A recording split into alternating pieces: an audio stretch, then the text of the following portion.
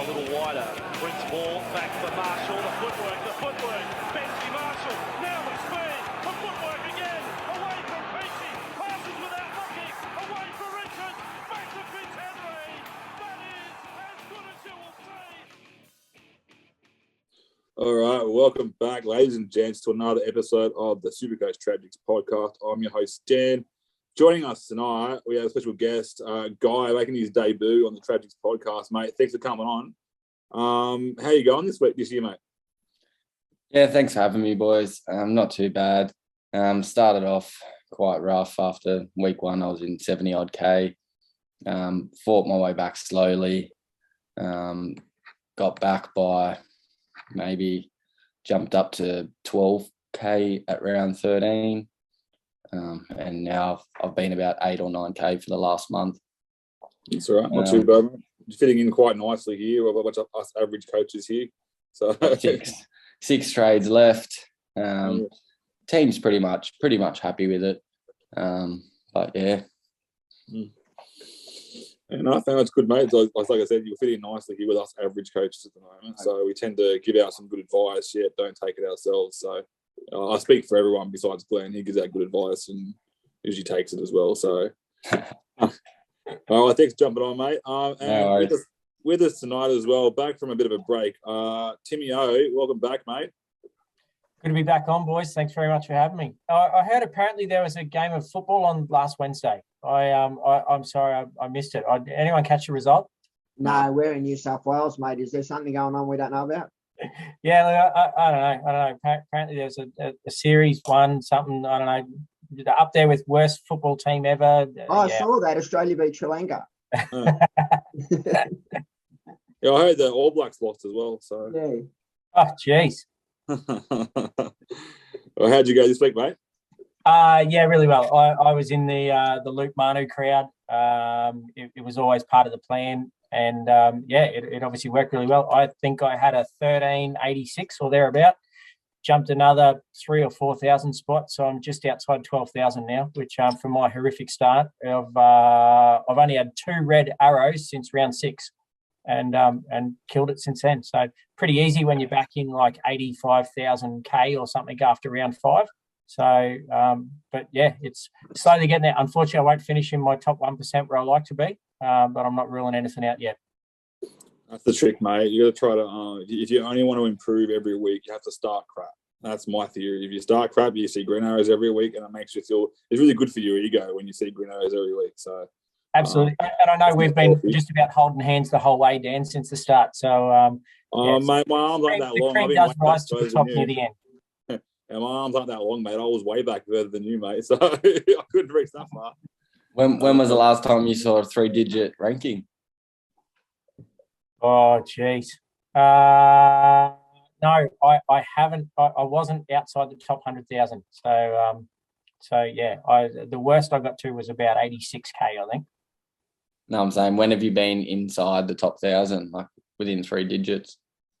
Obviously not this season, but I've been in the top 1,000 the last 3 out of the last 4 years.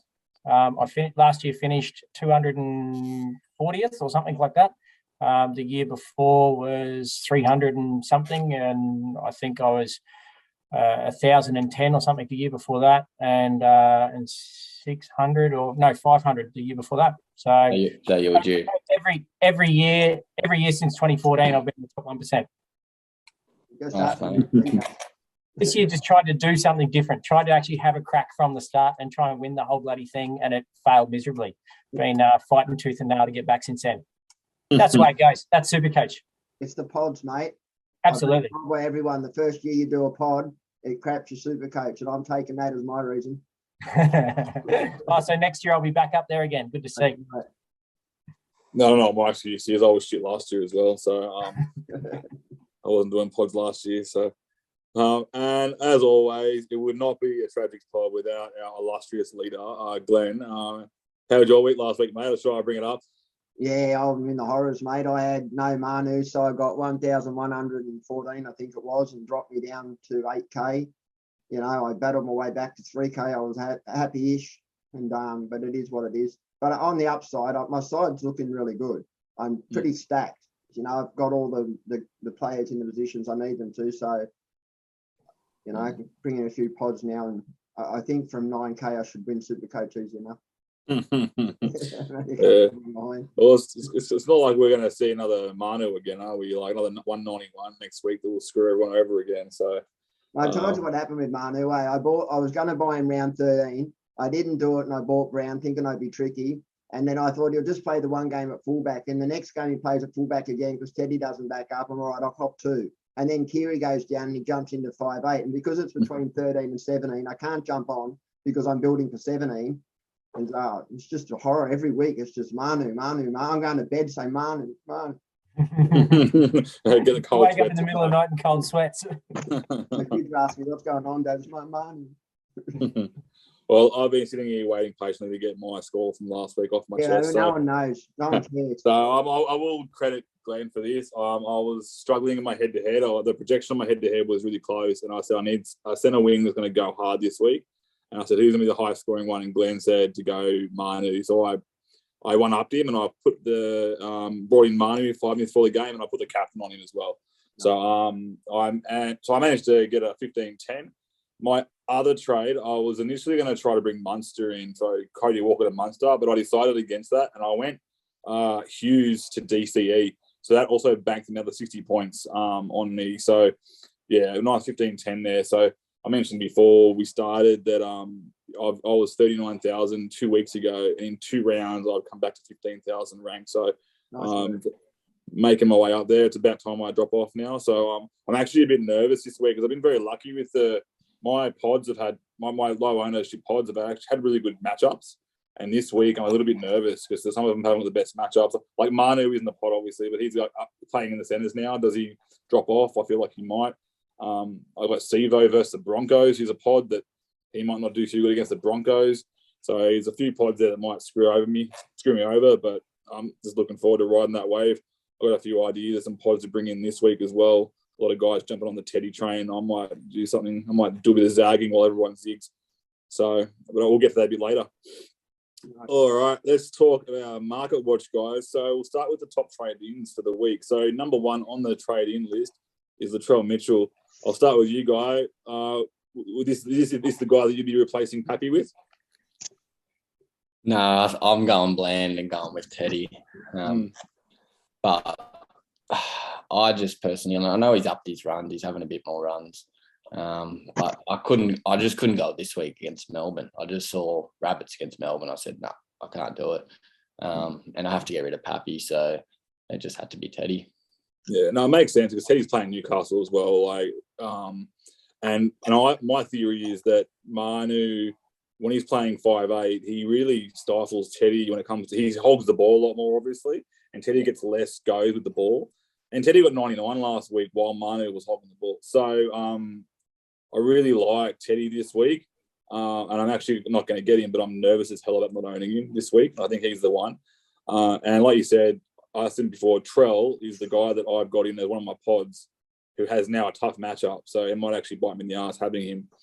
So, but yeah. So I love Trell as a player, but everyone's kind of jumping on him. And I just think I've still got Hines down as fullback with Teddy, but I've got Mam at halfback. So next week I'll give it another week and see how they go. But I think I might zag as well with Mam and go like a Kalen Ponga or Reece Walsh, depending on the Melbourne news or something like that. Yeah, it's good to do something different. So, all right, we'll go to you, Timmy. So we've already touched on him, but number 2 trade-in is Teddy. So you can't really argue with this one, can you? No, absolutely. It's a smart play. It's almost a bit of a no-brainer. I know some of the other podcasts last week, there was a couple of guys saying that they weren't going to go Teddy for the run home. I can't remember whether it was the Experience or the All-Stars boys, and the rest of the crew all started cracking up laughing at him. So, yeah, look, I was thinking of doing the same thing at the time, but now that Pappy's down, it's a bit of a no-brainer, really. I think Teddy's the safest option. Look, let's be honest, in order for the Roosters to play finals footy, which they obviously haven't missed finals footy in a million years, then the only way that they're going to do it is if their key players, Manu, Teddy, Kiri, all need to fire. They've got a relatively sort of tough draw for the way home. I think they play most of the other teams that are in and around the 8. So basically, those guys that are sitting between sort of 5th and 9th, or 5th and 11th, or whatever it is, all pretty much play each other. So there's going to be, I don't know, like in the Premier League, we call them a 6-point game. It's basically worth 6 points because you can jump the team in front of you, and then they've got to win 2 more games to get in front of you. So, yeah, it's I think that the Teddy call is probably the number one option at the moment. Mm-hmm. Yeah, I think it's a smart choice, but we all know, and everyone here knows me, I don't like making smart choices. So I like to mix up and try and be smarter than everybody in the room. So never pays off often, but let's have a crack at it. Well, even if you, we can all agree, even if Teddy's number 1, the number 2 is not too far behind him as it used to be. Yeah, and you've got quite a few options with duels. Like I think I'd have DCE at number 2 above Latrell. But you could also throw Drinky or someone in there as well like that. Just want to comment on that. Firstly, with DCE, I really like DCE, his goal kicking, and we all know he has a good run home. On Latrell, I wanted to get Latrell, but the 2 fears around Latrell, one is he has pretty low base, but his plus power is pretty good, with his goal kicking and tackle bust.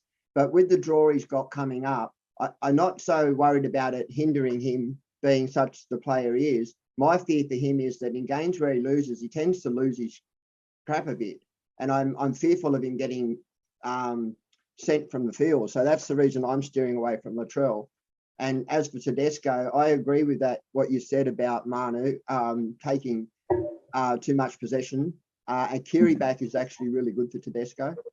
So my hope, really, not my fear, because I actually don't have Teddy and I'm not getting Teddy this week, but my hope is that how successful it's been with Manu roaming around the field. Yeah. Like, he had to go in the centres in defence when Billy Smith went off, and he came back in attack and played at 5'8". Yeah. And I understand that, Kiri wasn't there, but they had Connor Watson in the middle as well. So I'm really hoping that he does a bit more of that roaming role that he did at the end of last year, and we went pretty hard in.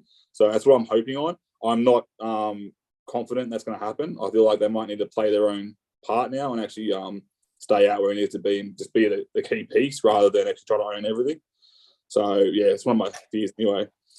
Well, can I just say, just one thing that sort of won me over a little bit is the post-match interview with Teddy after last week's game. Yeah. He said the best part about what they're trying to do now with Mano is play it so that they've got 2 fullbacks. And I mean, for it to come from Teddy, he's obviously the captain of the team. He's got a fair bit of say in how the team's run and whatever else. Obviously, Robbo's the coach, but you'd imagine he'd be sitting down with meetings with Teddy all the time and with other players in the spine talking about how they're going to do things. But for Teddy to come out and say, the way we're trying to play now is with 2 fullbacks. And that was enough. Kind of what he said. But, I mean, you're right. He actually came out and said having a Manu on the field is like playing with 2 fullbacks. Yeah, and I agree. It's that you see it with Jerome Hughes and Pappenhausen too, who Jerome Hughes was a former fullback as well, has that similar running style. So I agree with that. And I agree also that Manu could come and play through the middle when they're in the opposition's 20, which is a real fear for me because I can buy Manu this week, and we'll get to that later. I think he'll play like a Tommy Turbo did in Origin last year. Yeah, well, we're going to also look a bit more in depth in our next segment after this about replacements for Pappenhausen. So we'll talk in much more detail on all the options there. And I've got a top 10 list here, and there's also more than that. So, but we'll move on to number 3. So, Glenn, Ruben Garrick is another option. Number 3 traded in this week. What are your thoughts on Garrick? Yeah, I like it. I personally wait a week and see what happens. He's got a bit of a niggle and he's not goal kicking. He's averaging 81 at fullback, which is pretty good numbers. You know what I mean? I'd wait to see if he goal kicks or not, because I mean, he's carrying a bit of a niggle. So, I don't. It's hard to tell because he hit that last goal on the weekend. Yeah. That was because DCE got rested in the last 5. So I think they forced his hand. So he might just kick only when he has to. But we have to wait and see, I guess. Any fullback in the centre wing position is primarily good. Especially running home. So, and I don't hate it at all, especially being a goal kicker in a side that needs to perform to get into that 8. So, yeah, that's it. All right. So number 4 traded in this week. I'll go to you, Guy. I like this guy a lot. Probably hasn't got the ceiling as the others, but Valentine Holmes. Another trading option there at fourth traded in this week. Yeah, I don't know. I think it's team dependent. If you've got Drinky, then having Val as well and loading up, I think might not be the safest play. But if I don't have the only cowboy I've got is Tom Lolo. But me personally, if you're choosing one or the other, I think I'd go Drinky before Val. So I personally haven't been looking at him too much. But I think he's a good pod. He's going to kick a lot of goals. But it's just that he plays at centre. I just prefer Drinky that he plays at fullback and both sides of the field. And that's the worry. Like we spoke about Trell, Teddy, and Garrick, and they're all playing fullbacks, and their ceiling is much higher. And then you look at Home, who he can be a game breaker. We do understand that, but the safety of fullback is much more enticing. So, but I do like him as a pod on the way home. But I actually do 100% agree with you that like Drinky is the better option there. I totally agree with that. So, Glenn? Yeah, the only problem with that is that people, those positions are prime real estate. So a lot of people were going to have players like Tedesco or Latrell at their fullback spot. So Drinky can't go there. And then at 5'8", Walker, Munster, Brown, or whoever it is they've got. If I was looking at it, that's where I'd be doing it with Drinkwater. The reason I think people will probably bring in Holmes is because they can bring him in at centre wing and it gives them maybe even a 6 centre wing option. Which, as we all know, scores better at the back end of seasons, the centre wing position. Yeah, but like the other option there, like if you've got to choose between Holmes that's playing the centres and putting him in centre wing, or are you going to choose someone like Manu? I know he's more expensive kind of thing, but and then you've got Garrick, for example, who is playing fullback and is available in centre wing as well. Yeah. So, and then you've also got Todd May, your Penrith wingers, who plays every week there in that position. I like Holmes because it's kind of what I need. Where how far I am back, I need that lower ownership guy. So I do like Holmes a lot. But yeah, like I said, if you're up there a bit higher in the ranks, Holmes may not be the one you're after. You might need to stick a bit more with the Garricks and the Manus. So, all right, we'll move on to number 5. Speaking of Manu, number 5 traded in this week is Manu. Timmy. It's a bit of a no-brainer, but to find the 800K, I mean, obviously it's people that are going a straight swap from Pappy to Manu. But if you didn't have Pappenhausen before, how you find 800K at this time of the season? It's got to be guys with boosts left and things like that. Which I mean, I've got one left, but I don't know if that's necessarily the way that I'd be going to try and find 800K. Like I said, it's probably the right play with Manu if you're trading him in is probably to, I don't know, you'd say wait a week to see what really happens now that all the troops are back, but at the same time it's against the Knights and the Knights defence isn't the stiffest for the season. Sorry, I don't like cutting in, but for this one, I need to. If you're going to wait a week on Manu, he's got a negative break even and he's got a 100 and a 200 in his rolling average. So the amount of money that he'll rise this week would put him out of play. No, if he's not already out of play, if he isn't already out of play, like, yeah, he's gone. He's either get him this week, even though it's a lot of things against him, like the fact that he is playing in the centres, and he is expensive, or it's just missed the boat. And that's my theory at the moment. Yeah, definitely death riding. Well, I think buying him at 800K is insane. And that's the point I was trying to make. It's a lot of cash to try and find at this time of the season. You could spread that cash around. I mean, for 150K less or whatever is Teddy, and then you use that 150K and go somewhere else and upgrade another centre wing to like a mediocre centre wing to a Val, or you upgrade to a Cam Murray in second row or something like that. There's ways to spread it around and still match the points. Maybe not quite have the ceiling, but you're going to get pretty close. Mm-hmm. All right. We'll move on to number 6 most traded in this week. Glenn, Cam Munster. Yeah, I mean, I like Cam Munster. I personally, if I was buying him, I mean, I'd wait till next week. He's got the Warriors and the Titans coming up. He's got a break even. I think it's about 68 from memory. I personally would wait, like I imagine people might be doing Pappenhausen to Munster. That could be one way people are going. And I guess, it depends, team dependent. If you don't need to this week, don't wait 1 week. Trades you're gonna need them. Yeah.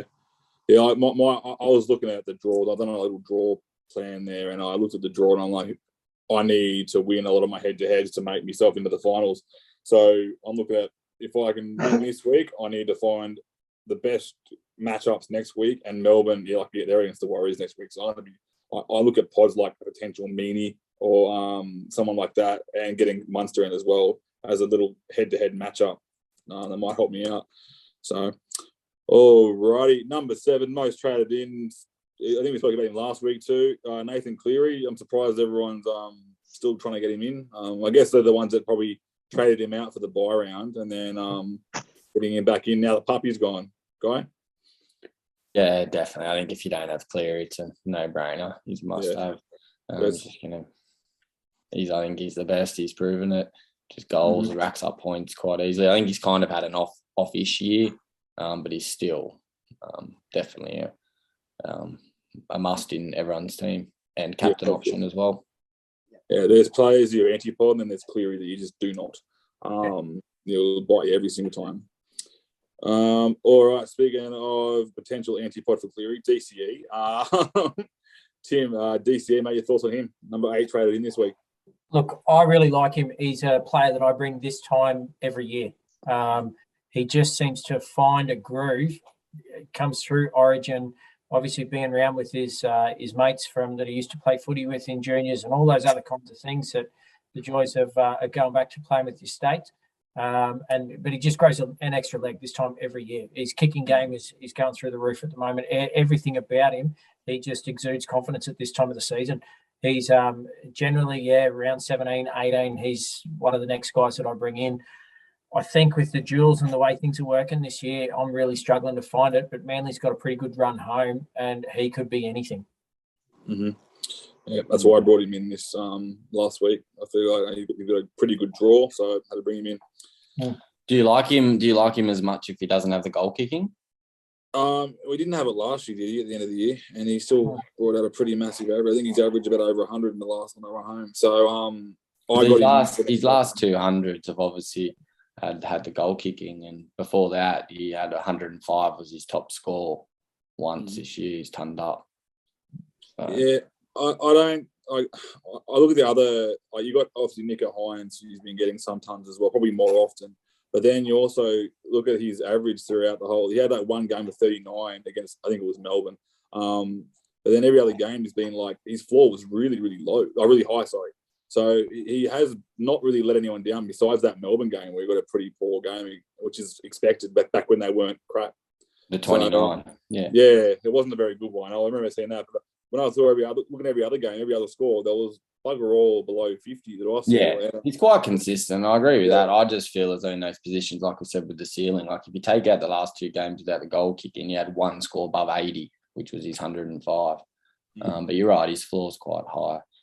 I'm actually with you guys. So the problem I see with DCE is I like DCE for the run home, but the 2 halfback positions for me as Hines and Cleary, who are both goal kicking, Sharks have a nice draw, and Cleary's just someone you have to own, which leaves the 2 fullback spots. For me, it would have been Tedesco and Pappenhausen, but now I'm looking how that unfolds into bringing in another fullback or not. So I'm not on the DCE train either, but I think it's a nice pod.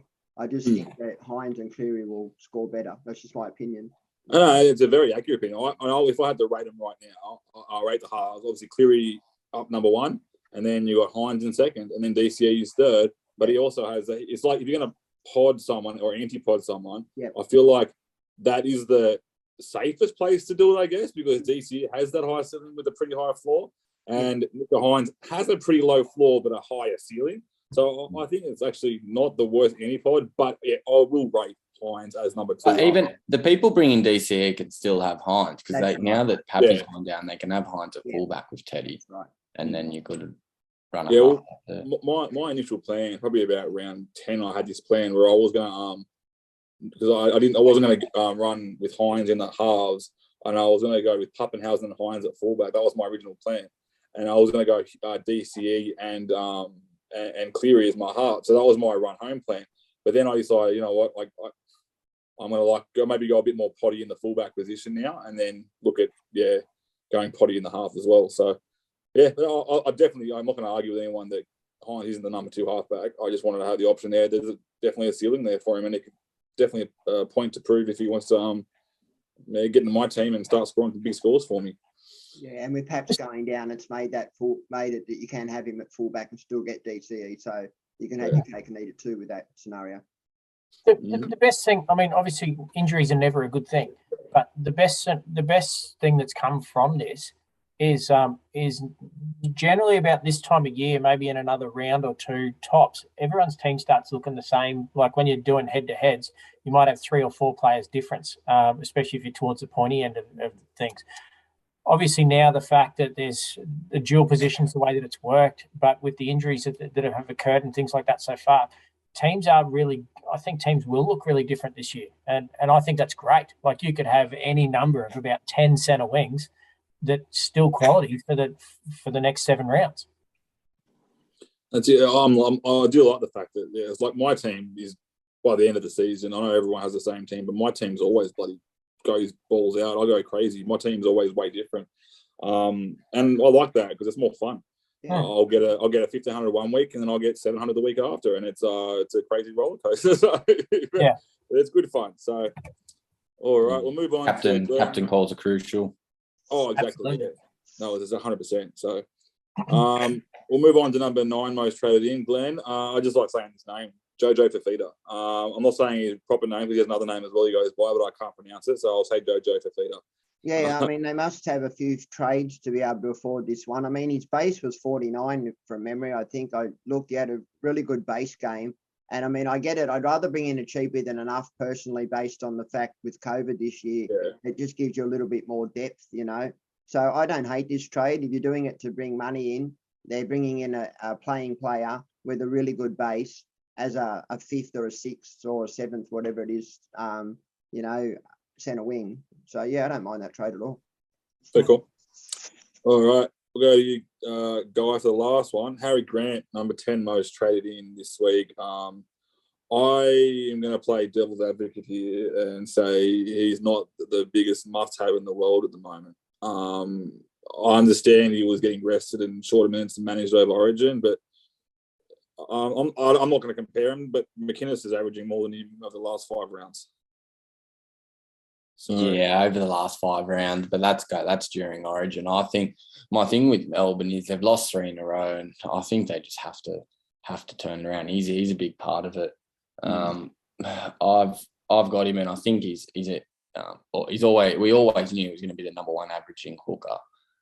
So I don't think he's the one you want to antipod at hooker. I think it's your second spot where, you know, some have gone Cook or an Appy or a McInnes or those types of play. But yeah, personally, I think just for Melbourne, even against Souths, even with a tough draw, I think his minutes can be an issue. He's quite injury prone, but Melbourne need him now. So no Smith. So I think I think everyone that's bringing him in as well plan to bring him back in. Yeah, well, I 100% agree that he is number 1 hooker in the game. And I'm going to say this is the only reason I'm saying a devil's advocate is because what's his ceiling like? What, 130? Is that going to really hurt anyone like that ceiling? I'm talking like Manu's 191. You get the 145s out there, 150s coming from these other guys. If I'm going to any-pod someone, I'm going to any-pod a guy that has a lower ceiling. Listen, I know you're saying this as another option, but I agree that Green is the best, but I still think that there's other options out there that could be. If you're going to any-pod, save some money and go someone else. Like I got McInnes in at the moment. Ruben Cotter's due back anytime soon. Appy has the high ceiling. Like Cook, you're leaving out Cook, mate. Yeah, Cook's not as cheap. He's what 620 or something now. I've got Cook in Green. 698 or something. I just looked. Yeah, but and I think on that issue, like Manu's 800K. The thing with Grant is he's 595. Yeah. So he's well priced. And I think we're forgetting what he did at the start. Like up until round 9, he had 200s, 138 was his ceiling. But in his first 9 rounds, his lowest score was a 79. Yeah. So I just think that's hard to look past. Now that Origin's gone, Melbourne need him. No cheese. I think you have to have him. Yeah. And I will say this, even though he has had a very poor 5 rounds in his average, he's still averaging 77 for the whole year. So that just shows you how bloody good that start was of the year and what he can do. So what you say is right, though. Look, I have Grant and I have Cook, and I would suggest that you have at least one of those running home. But at the end of the year, where the trades are running low, where you really want to be targeting is the ceiling spots, and that's fullback, centre wing, and the half position. And like you can do that or you're not, but trust me, they're the spots you want to get your. That's where you'll get your big ones coming in. Oh, good. All right, that's the trading's done. So I'll move to you, Timmy. I'm not going to go too long on these, mate, but Pappenhausen, number one, traded out for the week, obvious choice. So we won't dwell on that too much. Just hold him. Hold him till next year. I'll go to you for the next one. Ezra Mann, number two, traded out this week. What are your thoughts on that one? Mate, I love him. I love him as a player. He's been awesome. I was really torn with selling him about 2 weeks ago, I think. I think when Broncos had their bye, I had to sell him and went a different way with halves. I think I ended up bringing in a fullback, how I moved things around or something. But yeah, look, he's been really handy. He's been playing really well. I love the fact that he is one of the few halfbacks in the comp at the moment who are run first, kick second, and just let the other bloke kick the ball all day long. So at least the defensive line is when they're going to tackle him all the time, they're sort of a little bit hesitant whether they're going for a kick or they're going for a tackle. Like, what are they trying to do? So he's, I really like him as a player. I'm stoked. We've been talking him up on this show since early in the season, or I certainly have since very early in the season and the preseason, that we need to get him in sooner rather than later. I'm glad they finally bit the bullet and found a way. Yeah, no, it's good to see him in the game. And like you said before, you guys are throwing away a lot of good players. And it's the last thing I want to do now. So, all right, we'll go to you, Glenn. Number three, most traded out this week is Penasini. We spoke about him last week. He's done his job. The time to sell was 3 weeks ago. I think he's popped out some pretty average scores recently. Yeah, the Parramatta draw is not really conducive to owning him. If you really want to be bringing in, as we said earlier, May, Targo will be in a lot of sides, Toho, Mulatalo, Talakai, and then your Garricks, Manus, there's too many that offer homes and stuff, going home. So, yeah, he's definitely a sell for me. Yeah. I don't think you can go anyone in their back line. Even Sevo, I think he's the only para guy that people have picked up at centre wing. Yeah, no. I hate owning Sevo, I'm not going to lie, until I love owning him. Yeah. But he's so hard to watch, mate. I'll tell you right now. If you want to know if you're alive or not, buy Sevo to your team and you'll feel your freaking heart rate go 100 mile an hour every time. So, but I'm just looking at Penasini right now. So I think it kind of correlates with the Sevo arrival. So before that, he got 51, 72, 55. Sevo rocks up 21, 22, 25. I'm not sure if that actually is the reason for it, but this is what I'm looking at with his scores. So Sevo, I feel like, gets a few extra hit-ups and takes away the base that Penasini actually had. So, well, it changes the game plan too. I mean, it does. Yeah. Eels play predominantly left, and when Sevo's back in, that's where Guppo's playing to. So 100%. Cool. All right. So we'll go to the number 4 most traded out, and we spoke about him last week as well. But Carraz, I would wait a week on selling Carraz, frankly. Look at who's playing this week. Guy? Yeah, I sold, I think it was last week or a week or two ago, to use his cash. Look, it depends who you're going to. I think if you've got him now, you could play him this week. But, I mean, everyone's quite stacked at centre wing now. So I think most people loaded with the guns, goal kickers or people from a better team. So I think if you're going to a Manu or a Garrick or a To'o even, I think it's definitely worthwhile. Yeah, no, 100% agree with the trade out. He's done his job 100% and done a really good job. He's priced at that really good price where just a bit of extra money, you can get a gun in. I actually like him for a decent score this week as well. So he's got that solid base, the offload, and a few more attacking stats against the Titans. I think he will do really good this week. But if you're selling up, you can't really argue with that seller. All right, we'll go to you, Timmy. This one spun me out like crazy. People have held this long, now they're selling Talakai, mate. I'm confused. Timmy? Look, the only reason I could come up with is maybe if they've got a fully stacked centre wing and they're trying to find, like, drop the worst of a bunch or something. I don't know. I'm not going to lie. It's something that I toyed with this week. I've taken a few screenshots of things. I've even looked at selling Talakai and Mulatalo. I can't make myself pull the trigger. I should say here, pull my finger. It's like talking to my 7-year-old. Pull my finger. That's something different. But yeah, no, it's I couldn't find a way to do it. The Sharks have got a decent draw on the run home, and I think with Talakai back on Mulatalo's side, I think it's only going to bode well for both players. I agree. Yeah, well, like personally, like because you got the dual capability there of having Talakai. So Absolutely. if you're not just looking at selling. If you got your stack center wing and you're looking to trade someone out and you wanted to maybe keep. I still think Glenn touched on this a couple of months back when we were talking about Talakai. He actually goes a bit higher against those tougher teams. Yeah. Because he's got that really tough game in him, so he actually tries even harder against those tough teams, kind of like what the Troll kind of does. So I reckon he does really good against the Panthers. I reckon he might not get a try but he might get a few sneaky offloads, a lot of tackle busts. I can just see it happening. But I guess one thing that I have noticed is the emergence of Ramian. It seems to be going his side a bit more. But they've been doing that because the last 2 weeks when Talakai wasn't there. So they've got both options. They can really utilise that. So that's probably why Consol's been getting more tries because they've been going Ramian side with the Talakai. So yeah. Can I just add also, Dan, that the fact at this time of the season where you're trying to limit your trades or hold your trades for as long as you can, having, like in my particular situation, I've got Talakai down in centre wing, I've got Targo up in second row, and then I've actually still held Burbo as well for the sole reason of having the flexibility of being able to move guys around. I've looked over the last 6 or 8 weeks, I've looked at selling Targo, I've looked at selling Talakai and can't do it. Because if I've got one in second row and one in centre wing and one goes down, like you can move them around and all of a sudden strengthen that spot back up.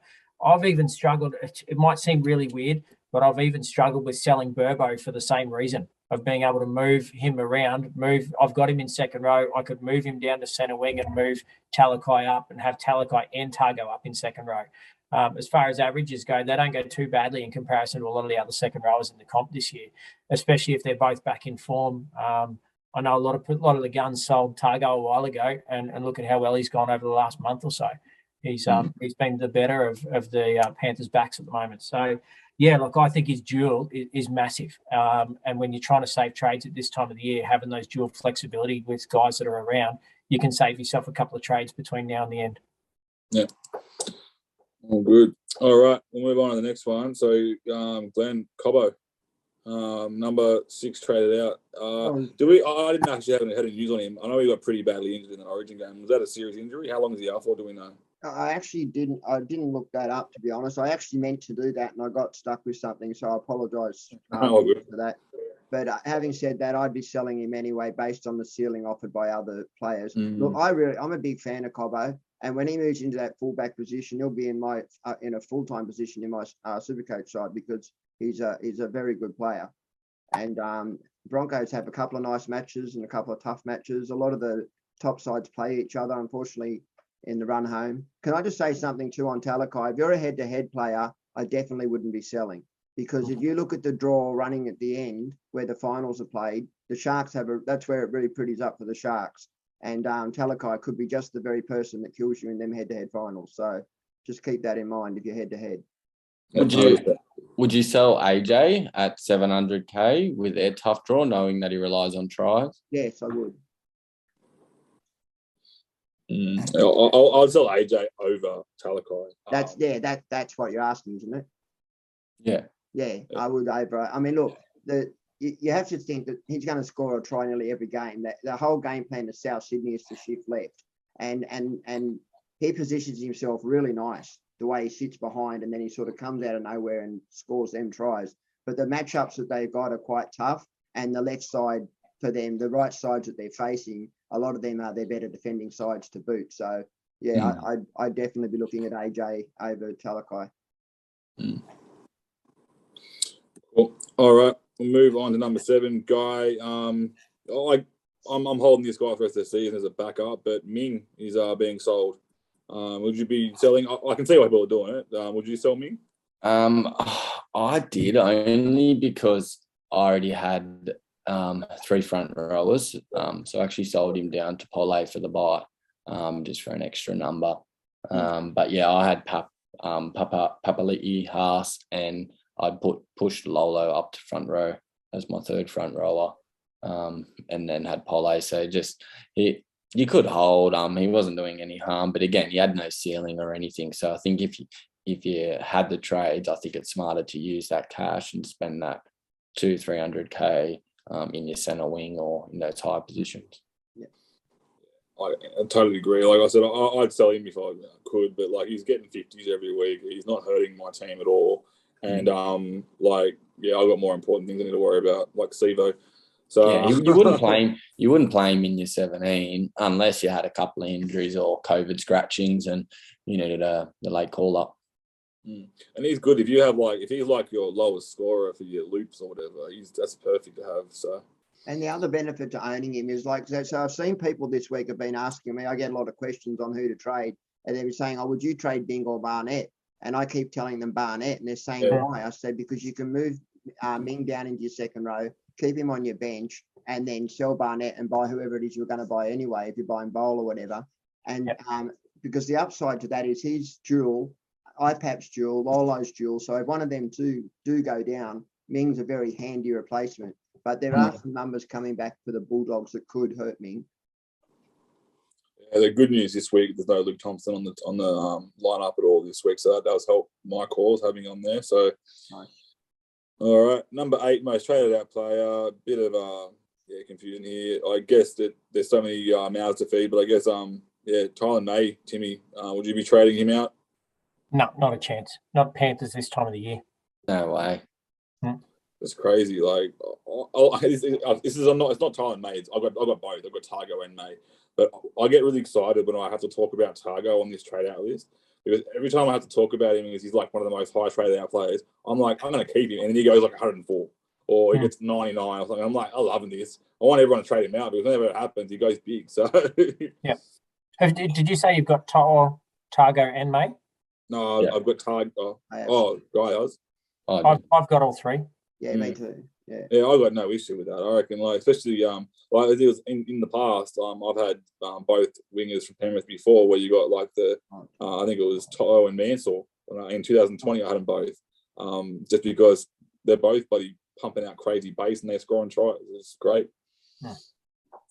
All right, Glenn, number 9, most traded out. I've got no arguments here. Tass.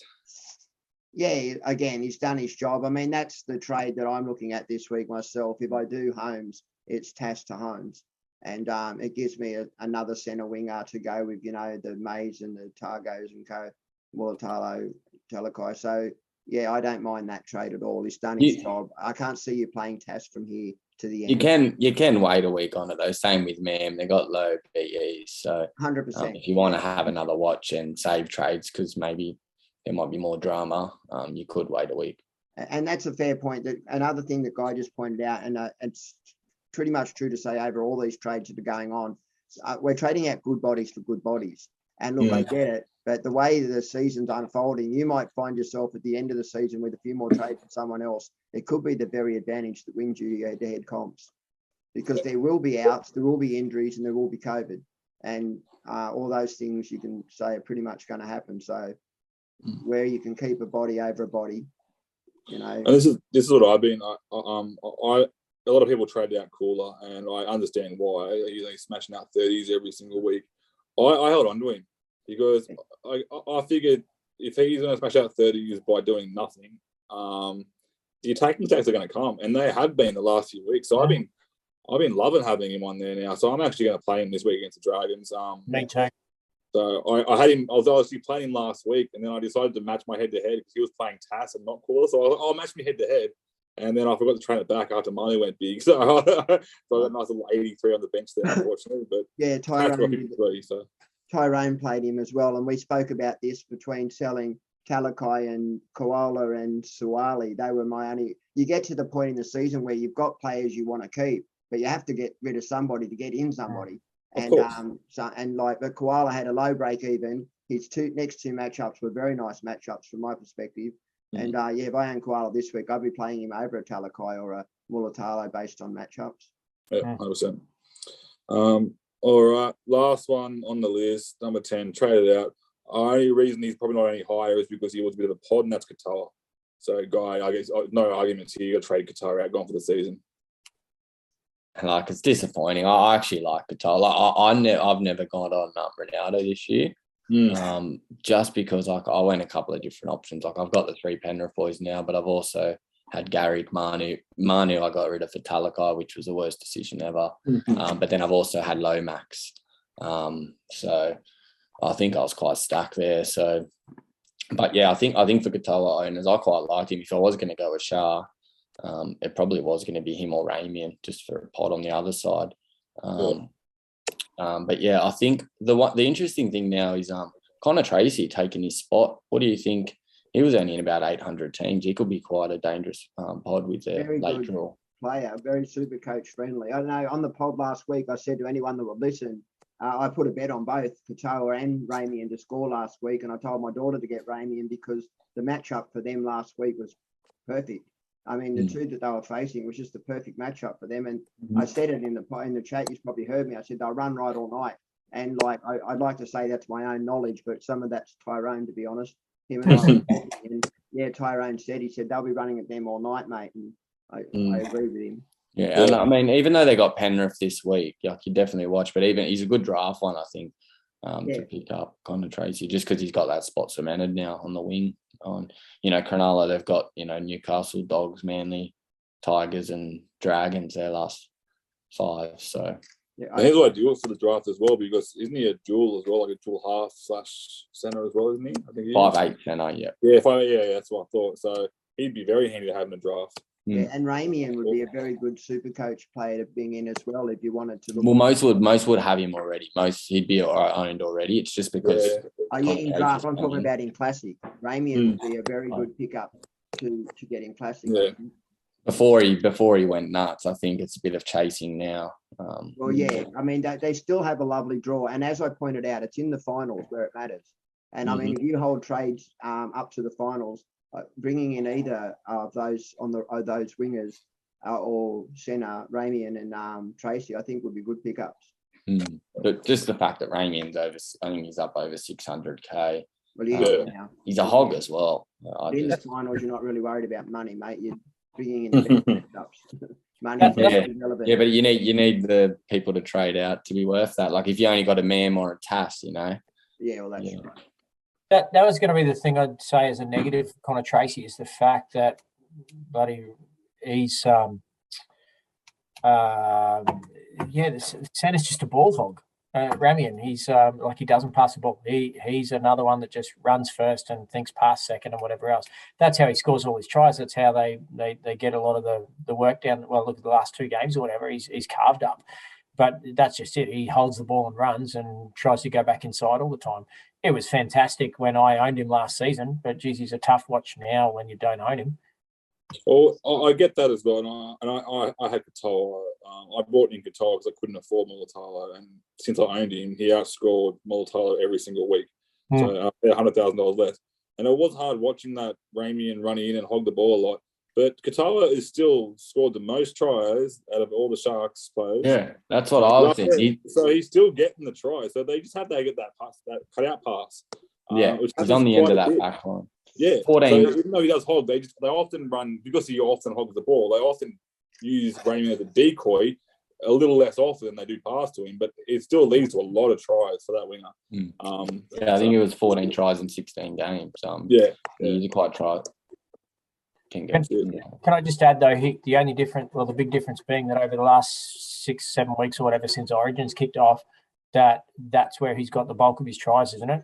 He's since Talakai's been out, and obviously we all know how much that's changed the left-hand side attack of the Sharks. It's been more to do with the opposition, mate. It's who they're facing. Yeah, of course. Sides look at what edges to attack. And I mean, it was very evident to anyone that knew rugby league that they were going right last week. And it's just, it just stood out. It's like Melbourne a couple of weeks ago with Mulatalo that was facing Anderson. That game, I knew that they were going to go left because you know, it's very important if you're playing Supercoach to know who the opposition is that why you're buying a player, who they're running at, because there are games where you can look at an easy matchup and think, wait, this still isn't a good matchup for my player because they're going to play right side, and so, you've got to really look at where the ball's going to go. He did have 5 tries through the first 5 games. Oh, So- Sharks are a great side, both left and right. And I mean, both edges are stacked. It's a very good football side. And Katoa is a very good footballer, and so it's more. And I also believe they're coached very well as well. I think Fitzgibbon's got a very good coaching, and he would be looking at the videotapes of every other team and saying, "Okay, look at these weak spots in the left hand defense," and they'd be looking, and that's what they'd be doing. Is they've got the quality, like halves pairing. I know more than he's know with the quality, but he knows what he's doing. He's a game breaker as well. So and they shift very well between Brayley, Moylan, and Hines. They shift left to right and right to left very quickly. Yeah. And that's a sign of good football sides. Melbourne do it, Panthers do it, Roosters do it, and Souths do it to the left very well as well. All right, boys. Let's get talking about who are the best replacements for Puppy. Obviously, we've touched on a few there in the trade-ins and trade-outs, but let's get more into detail. So I'll start with you, Glenn. Who are you seeing that you're ranked around the 9K mark there? Who was the player that you'd be bringing in to replace Puppy, the number one choice? Well, I've swapped him to Tedesco. So this week I was going Moses to Tedesco anyway. That was my play. Now I found myself in a position of having Moses and Pappenhausen. So I actually can afford to, if I wanted to, I can go Tedesco and Manu. And that's what I had initially done. But I think Tedesco is the number one target. That's my opinion on it anyway. Yeah, 100%. I think that's a smart choice. Yeah. Guy, who would you pick, mate? If you had any other one there that you'd pick besides Teddy? No, Teddy was my one, but I think after the chat, I think my number 2 would probably be Drinky. And spoiler alert, that's I don't have Pappenhausen, but that's the guy I'm bringing in this week. You're being fucked by the fairies, bro. I didn't get Puppy when he came back because I'm like, I think Trell's going to outscore him this week, better matchup. So I did it. I was like, but I can afford to get Puppy next week. And then my matchups didn't work out very well. My head-to-head didn't have him. So I was like, well, he's not going to hurt me, so I won't get him in this week either. And then he got injured. So, and if you do have Drinky, then you can push him down and get like a Munster or because there's a lot of options at 5'8" as well. Yeah, well, I've got Cody and Brown in my 5'8" spot.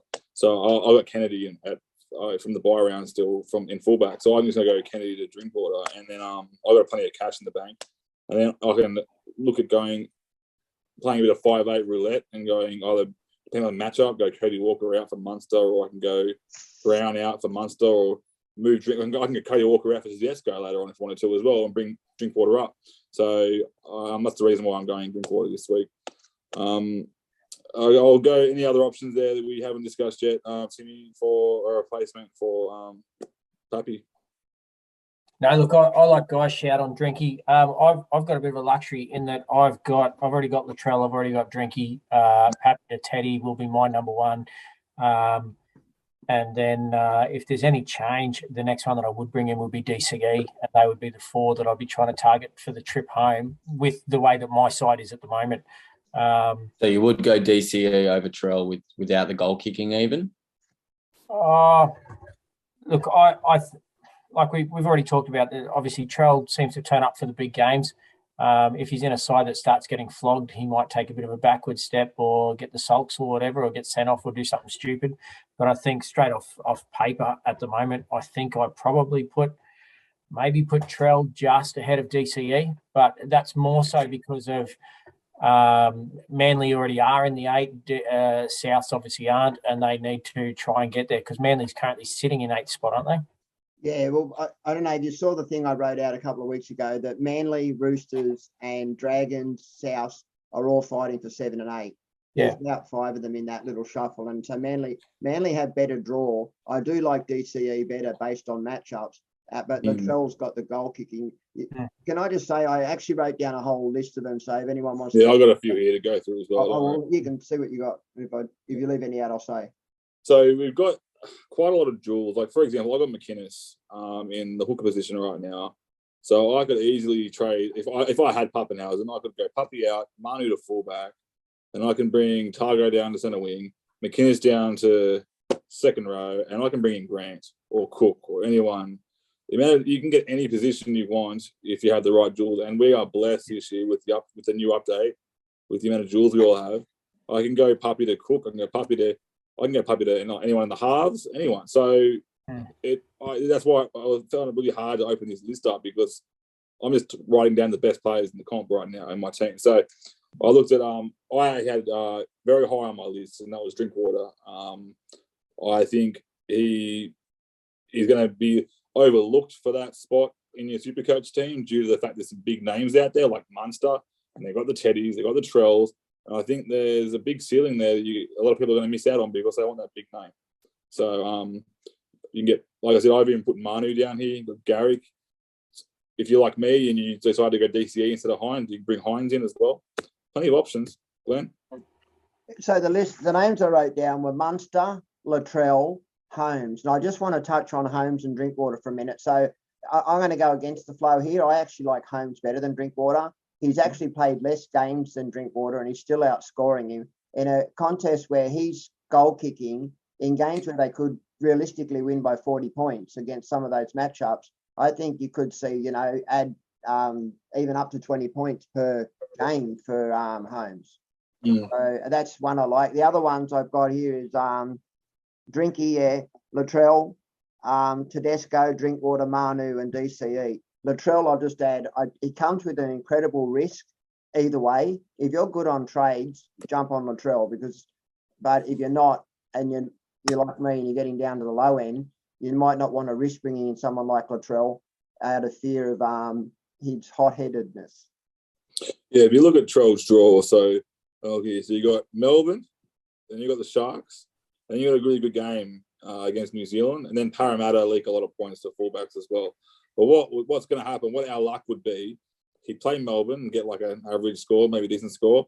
Then he'd play against the Sharks and get a 2-week suspension, and he won't play those good games. So that's the fear to have with him. So, I love Trell. Almost every one of my players that I have in my team is a pod, and they all come with risks. So I feel like one bad week and I'm in a house of straw. It'll just blow down on me. So, but it's way more fun this way. If you just do it like properly and you try to bloody win every time, just do what everyone else is doing. Just one for Glennie on VAR. You say, speaking about the draw, I went and had a look. So he plays Tigers this week, which back in the year he put up a 33 against them. Then he goes on and plays the Dragons, who he scored a 65 against. And then he plays the Bulldogs, who you think's a good matchup, but he actually scored a 16 against them. This year? Yeah, this year. They're all this year. The Cows are a completely different side at the moment. And from my perspective, they're all from this year. Yeah, I get that. But at the moment, they're just a completely different side. And I see them putting on big points. But yeah, look, he does have a low floor, but I really like Holmes. It's just one I really like. Can I say, I guess, going with the same argument but from a different spin. So Drinkwater, so he's had 3 games where he didn't play 80 minutes. He played 77 minutes against the Panthers for a 12. He played 69 minutes against the Tigers for 46 and 64 minutes against the Knights for 74. So 2 of his lowest point scoring games of the season, he was only playing 60 minutes or less anyway. So that obviously skews his season average a little bit. And obviously the way that he was playing out of position for a little while, coming off the bench and coming in the middle and doing all sorts of stuff when they weren't quite sure where they were playing Val and where they were playing Drinky and where everybody was going to fit in all the pieces of the puzzle. Now that they've got that worked out, he's obviously much better. However, obviously last week he only had a 41. He had an 87 the week before against the Broncos, a 50 the week in 15 against Manly, and a 90 and 119 before that. So the Cows have been very impacted though by Origin. Just keep absolutely. And once Cotter comes back, that changes the dynamic a lot. You bet it does. I like Drinky myself. I brought him in as a pod about a month ago, and I'm pretty happy with it. I'm quite happy for others to go Val and leave Drinky alone. Yeah, well, I had the option to bring both in, but I'm thinking something different. I'll talk about it a bit later, what I'm looking at. So, Both similar price too. Mm. They're, Yeah, they're that's both. Drinky's 601, and I think Val's about 590 or something. I think Yeah, 598. 598. Like they're almost very identical in price. Yeah. Yeah, and I mean, even if you go Pappy to Teddy, a lot still have Mam or someone else in those key positions who they can sell. So you've got that second option there. That's right. I've got Mam there to sell to Munster. That's exactly right. Mm. All right, guys. That pretty much wraps everything up. Let's I'm not sure if you've been told, Guy, but we do some bold predictions at the end of the game. So at the end of the podcast, have you got any bold predictions for us this week, mate?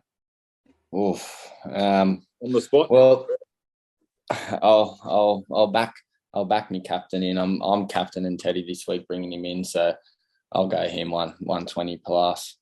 Yeah. Another one who I didn't mind was as an option was Daniel Tupu. I just thought he dropped down to about 400k, so he's nice and cheap. And he's in that Roosters team. I know they've got a hard draw, but I still think they'll win more games than they lose.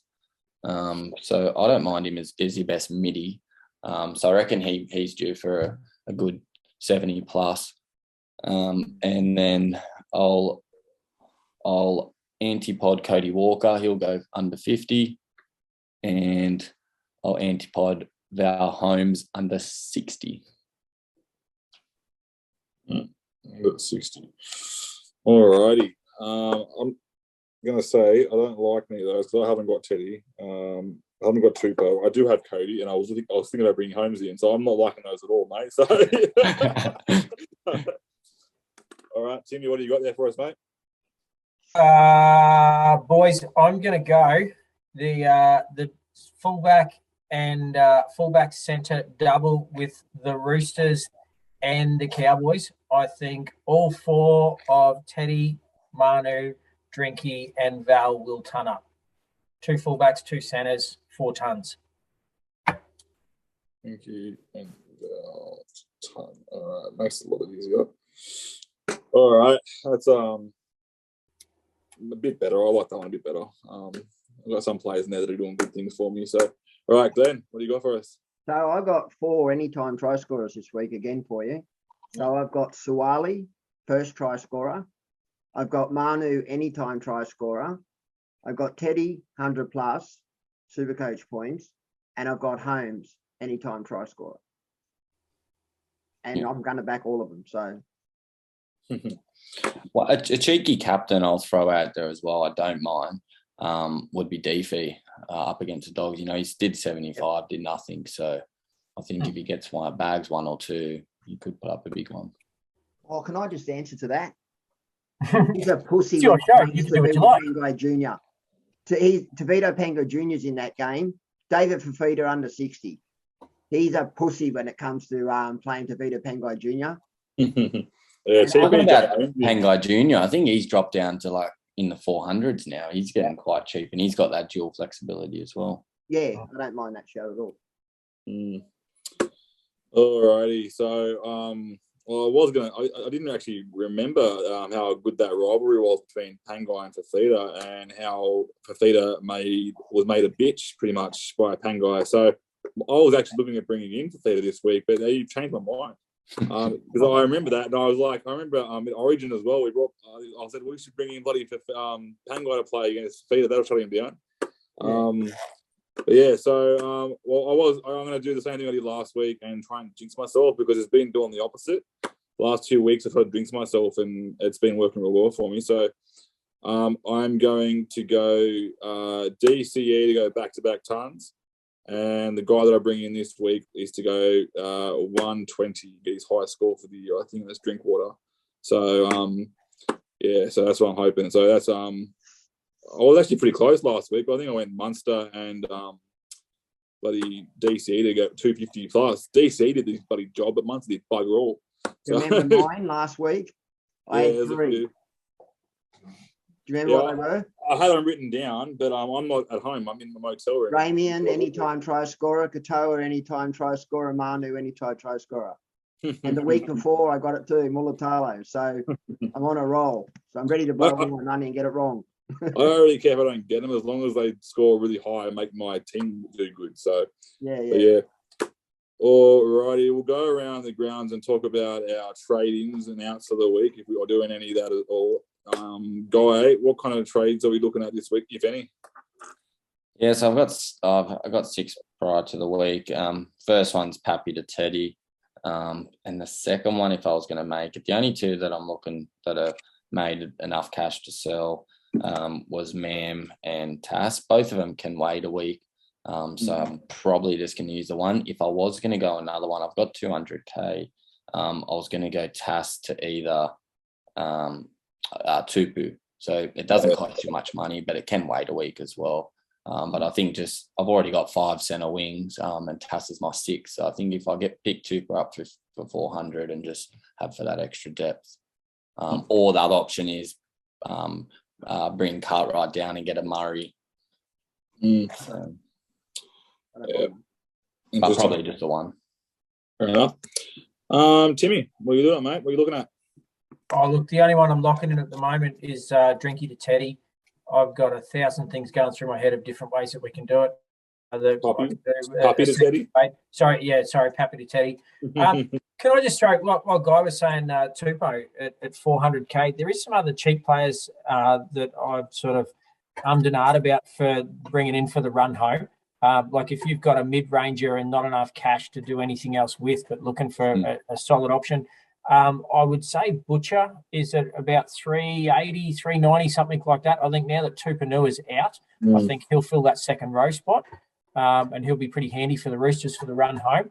I reckon you could back him in for a meat pie or 2 between now and the end. He's a really solid player, but he's a really good Supercoach player as well. Is he dual? No, he's only second row is the problem. So I think I'd prefer going Pengai at 400K. That's what I was going to say.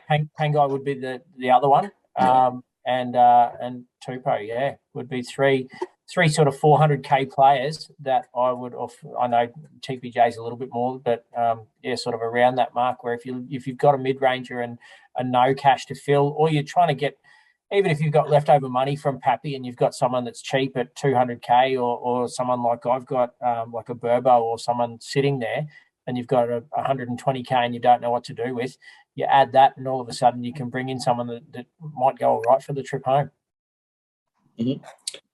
All right. Glenn, you want any trades a bit, mate?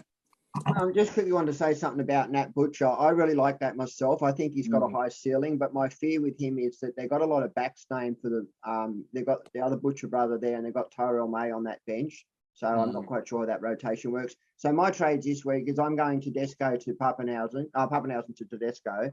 That's my blanket trade. I'm not sure on my second. I'm literally spoiled for choices. I have 256K in the bank already.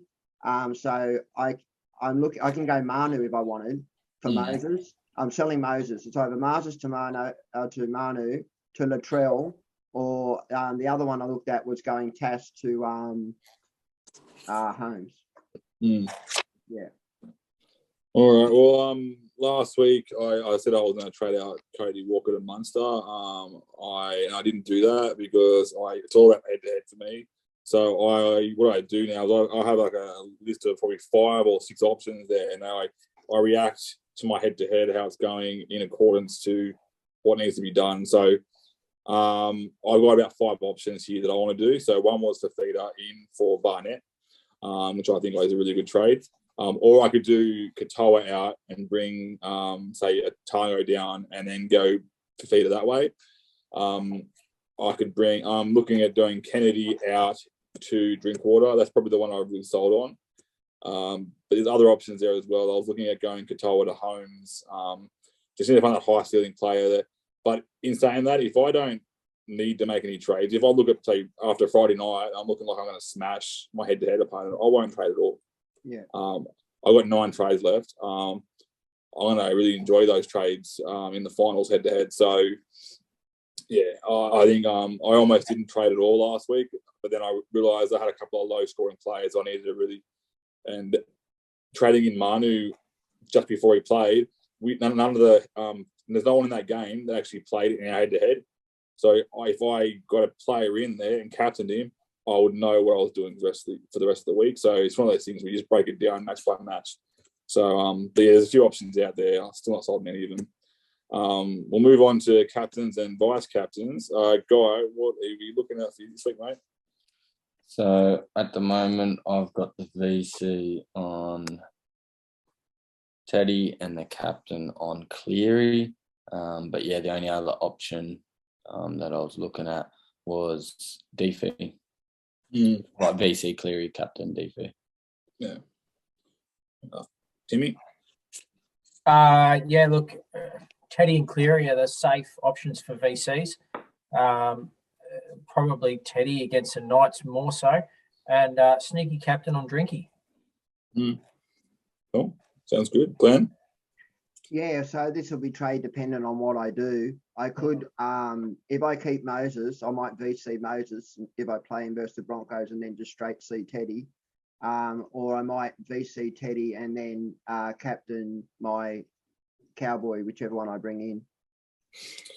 Yeah, I am still torn between what I'm actually doing because I'm a bit nervous about Burbo coming into that Manly team and starting from the bench and getting to be a very crappy AE. So I'm wondering whether I should even worry about a vice captain.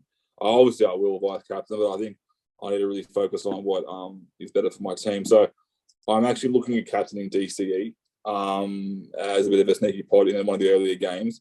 We all saw what the middle 5'8" did last week to St George.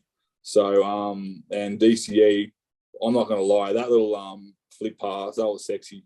A little over-the-shoulder pass, no look. I was bloody, yeah, I don't want to say it too loud. I was, had to change my knickers, mate. That was bloody sexy pass. Sexy and DCE shouldn't go in the same word. Sentence together. You are in a motel room by yourself too, Dan, so just be careful with that. I'm not wearing any pants either, just so you know. It's not in a motel room. Isn't he, DCE? But the thing for me is I'm a Dragon supporter, but that game's at Cogra, so it's a little bit different. And I think our record actually is quite good against Manly, because I think the one you're going to go, if you're going to go a pod for Manly, it has to be Gary, assuming he takes the goal kicking duties off DCE. But yeah, his ceilings, I think. Olakawada wouldn't be a bad shout this round. I was literally about to say that. Yeah, he's looking like a pretty good option there as well. I was just looking at that matchup. They do seem to leak more in the middle than the edges, but they do play better at home. It's a Jubilee. Did you say it's a Jubilee? Did you? Yeah. Yeah. So you are a Manu owner, aren't you, Guy? Hey? You are a Manu owner, aren't you? No, I didn't own Manu. Oh, so you would have hated the old fake and bake. Oh, yeah, and then I was as a Dragon fan and not Manu owner. Well, the thing was, I was a Manu owner, and I got rid of him a month ago for Talakai when Talakai was hitting the heights. So it's just been downhill. But I had Garrick and Manu, but it was just because of the buy. I needed to get these buy numbers in. Oh, of course. So yeah, but yeah, and especially it hurt even more being a Crichton owner. Because he got so close to the line, pulled up short, and I'm thinking, oh, thank God, save the try. And then as soon as Manu went in there, you just thought, geez, what a dirty try, you know. At least do something for 30 points. Don't just go from dummy half. Like, that's just a dog out. And he telegraphed that that's what he was going to do. He told his dummy half to get out of the way. He said, hey, guys, I'm about to go for a try. And they went left and right and everywhere. But I own Angus, who just missed a try. I own Lolo, who was robbed the try. I'd almost switched the TV off by then. I was just fed up because, mate, I'm just every game we've got someone sin bin, and it happened again. As soon as you got sin bin, they just ran away with it. So, what did you think of the Lolo one? Did you think it was a try or not? Quick go around the room. I thought it was. I had it on silent, so I couldn't see what was happening. So okay. I had stuff happening on in the background. I'm assuming it was a player that was in it was just he couldn't disappear. Yeah, like what happened with Walker when his try was given. That's what I thought. Yeah, I did see that he couldn't disappear. He wasn't blocking. He was just couldn't get out of the road. He was a support player running alongside Lolo. Then he got a little bit ahead of him, and it did stop Hunt from coming in. But I mean, where do you want him to go? You know, there has to be some common sense administered into the game of rugby league, and you know that's a try for 100 years. I mean, as long as I've watched rugby league, that's a very good try. Yeah. Did they go up a try? Yeah, it did. It went up a try, but it got taken off because it was stopping in the line. Like the Manu one. Oh, yeah, that's a try. He's bloody 20 feet away with no eyes on him at all. No, and then they go over it with the ref to look and see, and like they can't see the ball down, but because it's called live, going up as a try, he gets that try. And that's the thing. Like, I don't know if it's a good thing that they have to go up with the call. Like, sometimes the ref can't see it. They should just be able to say, "Look, I didn't see it. Can you check for me?" That's it. How hard's that, guy? I agree with you. Common sense. They feel like they've got to make a call one way or the other. So they're going off the player's reaction as opposed to what they're actually seeing. Say, look, hey, guys, I didn't see it. And just send it up as that. I didn't see it. Yeah, not much we can do there. I try to avoid whinging about referees, and a lot of we people can say whinge and whine, Dan. The reason why I avoid whinging about referees, and everyone believes this is the reason why, is I'm a Panthers fan and we get the rub of the green every single time. So that's not the case. But before the last 2 years, we used to get terrible calls. But now that we're on top, we're getting the good calls. And I will admit that. I'm not going to lie. I will admit that. But we had a long time, like about 10 years of getting crappy calls. And I blame Klein. So I will vent now. I'm going back a few years. Started. I remember we were playing in the finals game against the Roosters, and there was a clear forward pass that wasn't called. And I was like, come on, guys. And then the Roosters scored and won the game. And I was like, you guys suck. Do you remember the Tigers in the final versus the Roosters, and they screwed the scrum and then kicked the field goal? Yeah, Braithen Astor, wasn't it? Yeah, Braithen Astor, that's right. I'm going to tell you a bit of a joke here, guys. This is what I'm thinking. So I reckon when they make new rules in the NRL, I believe they utilise controversies from the previous year. So everyone knew about the Raiders 6 again, that grand final. That was very controversial. The next year, they come up with that 6 again rule. So the poor Raiders are trying to get over these horrible memories of losing the grand final, and now they have to hear 6 again every set. It doesn't stop there. It does not stop there. Does everyone remember the famous 7-tackle set the Sharkies got against the Cowboys? Yeah. The very next year, they brought the 7-tackle set when the ball went kick dead. And they tormented the Cowboys the year after. I reckon what's the controversial we can come up with for a new rule next year? So I'm going to try and see what the new rules are going to be next year. I'm going to try and put it on Sportsbet. So fun times. Love it. I love it. All right, guys. Thanks for tonight. Thank you, guys, especially mate, for coming on, mate. It's been a pleasure having you. No worries. Cheers for having me. Yeah. Hope you get green arrows next week. I hope us all get green arrows, which would be good. So thanks, Timmy, and thanks, Glenn, as always, mate. Anything else we want to say before we head off? No, I just wanted to say thank you again to the boys. I'm glad, Tim, you're feeling better. We know you've been butcher's hook for the last month or so. And thank you, Guy, also for coming on. And we'll grab you for BBL if you're interested, mate. We're going to be doing a BBL podcast. So, I know you love your cricket like we do. So, and the racing? Are we getting back into the racing? Well, if the racing happens, we'll address that when it comes. But, yeah, we'll definitely do that as well. I don't know what I'm doing with racing, but I'll just make it up like we did last year. No, I came 73rd last year. Or we can do what Guy did and just read straight off what they write on the what was that on the you just read off odds. That's all you have to go. That's right. Yeah, that's all I did. Yeah. But, hey boys, just a personal thing, guys. A quick thing. If anyone wants more information on possible targets or some stats or anything like that on who to bring in for Pappenhausen, I actually wrote an article for the supercoach360.com.au website yesterday. I haven't checked yet to see if it's gone up, but it certainly will well and truly before tomorrow afternoon's kickoff. Once we've got it on the website, I'll make sure I share it here on Tragics as well as Supercoach 360. And yeah, so the four main players, it's Timmy O's fear factor. Work's changed a little bit this semester, so I've got a bit more time. I'm going to try and get back to writing another article per week. So yeah, fear factor with Timmy O. Basically, the short version is the 2, 3 or 4 players that every week that are just too damn scary not to own. So yeah, one of like the horror movies where you hide behind the couch and you sort of stick your eye over the top and half open, half closed. The guys that you love watching, but at the same time, it's just too damn scary not to have them in your team. So. Yeah, so the 4 main ones this week are basically ones that we've looked at, DCE, Teddy, Drinky, and Latrell. Awesome. So, yeah, get on there, supercoach360.com.au, and check it out. Look forward to reading it. Awesome. Yep. All right, guys, thanks for that tonight. We'll be back again next week, and I hope everyone sees some green arrows, except for the guys in front, because I want to try and catch up to you. So. All right. Peace out, I think boys. Guy's about 60 points in front of me, and I'm coming for him. I want to win. I want that trophy. Throw it up! Throw it up! Throw it up! I want that trophy. Throw it up! Throw it up! Throw it up! I want that trophy.